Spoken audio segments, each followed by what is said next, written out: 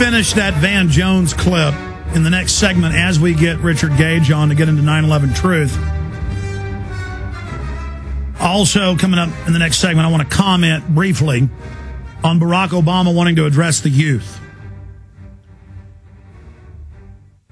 He's been very, very deceptive, and that's the plan. But before I do that, I just want to give all the listeners a heads up. Not tomorrow, but Tuesday, we're going to have something really important happen on the show. And it is the biggest thing we've ever done on this radio show. The most important, the most effective, the most far-reaching.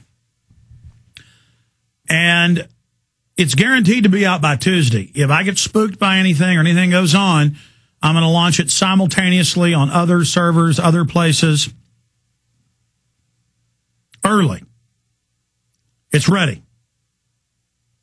In fact, if certain people don't hear from me on a routine basis, it's launched everywhere.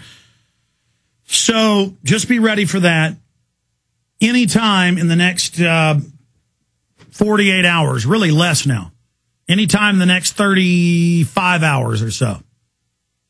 35 to 40 hours. It's very important. It's going to be big. And just keep your eyes and ears peeled for that coming up. Also, and it's not related to the flu. Separately, the flu.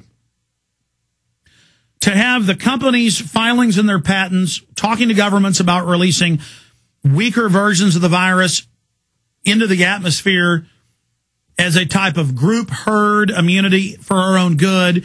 And then, oh my gosh, it actually mutates into something more deadly, and they've got a vaccine for you. And the World Health Organization is just admitting this calmly.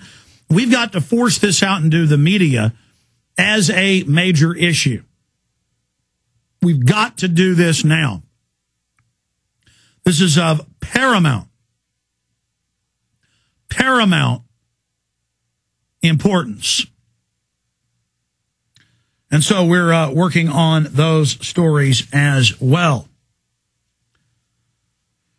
And then there's other tidbits of important news, like Obama regulation czar advocated removing people's organs without explicit consent, Cyber News Service. And it's got his quotes. Ties into all the other eugenics. Taliban bombs came from U.S., not Iran.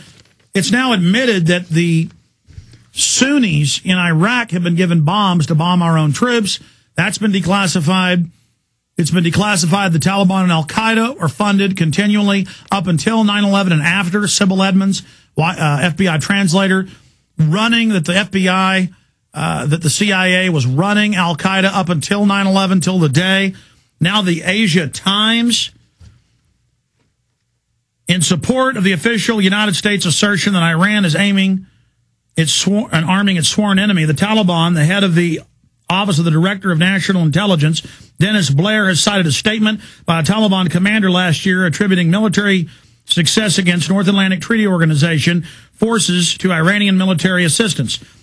When Mohammad Karzai, the U.S. puppet, says, no, Iran is helping fight the Taliban. That's the Sunni, the opposite of the Shiite Iranian government. What the Taliban commanders claim is contradicted by evidence from U.S. Defense Department, Canadian forces in Afghanistan, and the Taliban themselves, that the increased damage to NATO tanks and Taliban forces has come from anti-tank missiles provided by the United States.